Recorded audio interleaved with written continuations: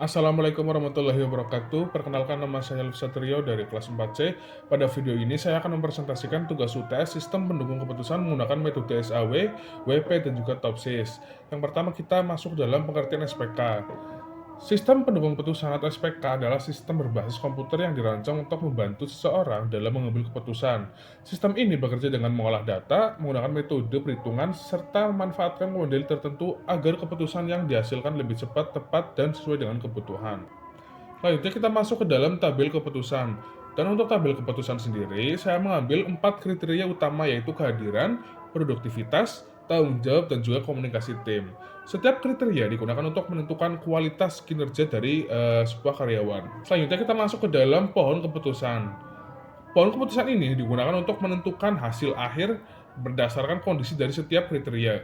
Alurnya dimulai dari kehadiran, lalu produktivitas, kemudian tanggung jawab, dan terakhir komunikasi tim sampai menghasilkan keputusan akhir, yaitu sangat baik, baik, cukup, dan sangat kurang.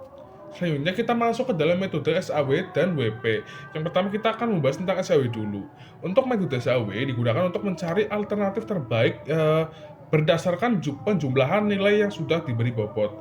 Yang pertama kita menentukan nilai kepentingan setiap kriteria. Contohnya, di sini saya memberi nilai C1 5, C2 4, dan seterusnya. Setelah itu, nilainya dibagi dengan total seluruh kepentingan agar menjadi bobot. Artinya, nilai kepentingan dibagi total keseluruhan nilai, seperti itu. Selanjutnya masuk ke normalisasi SAW. Pada metode SAW terdapat 2 jenis kriteria, yaitu benefit dan juga cost. Untuk benefit sendiri yaitu semakin banyak nilainya semakin baik, dan untuk cost itu sebalikannya. Untuk perhitungan benefit dan juga cost juga berbeda. Yang pertama, untuk benefit itu mencari nilainya dengan cara nilai alternatif dibagi dengan nilai terbesar. Sedangkan untuk cost sendiri itu nilai terkecil dibagi dengan nilai alternatif. Setelah normalisasi selesai, hasil normalisasi dikalikan dengan bobot lalu dijumlahkan. Nilai terbesar menjadi alternatif terbaik. Selanjutnya kita masuk ke dalam metode WP atau Weight Product. Untuk metode Weight Product itu menggunakan perkalian dan perpangkatan untuk menentukan alternatif terbaik. Pada metode WP, benefit menggunakan bobot positif, cost menggunakan bobot negatif. Lalu dilakukan perhitungan untuk nilai S. Nilai setiap alternatif dikalikan dengan pangkat sesuai dengan bobot. Lalu dilakukan penghitungan untuk mencari nilai S dengan cara nilai setiap alternatif dikalikan dengan perpangkatan sesuai dengan bobot. Untuk nilai V atau di sini saya menamainya hasil, itu diperoleh dari nilai S dibagi dengan seluruh total nilai S. Selanjutnya kita akan masuk ke dalam metode TOPSIS. Apa itu metode TOPSIS? Metode TOPSIS digunakan untuk mencari alternatif yang paling dekat dengan solusi terbaik dan paling jauh dari solusi terburuk. Yang pertama, kita akan masuk ke dalam tahap pembagi.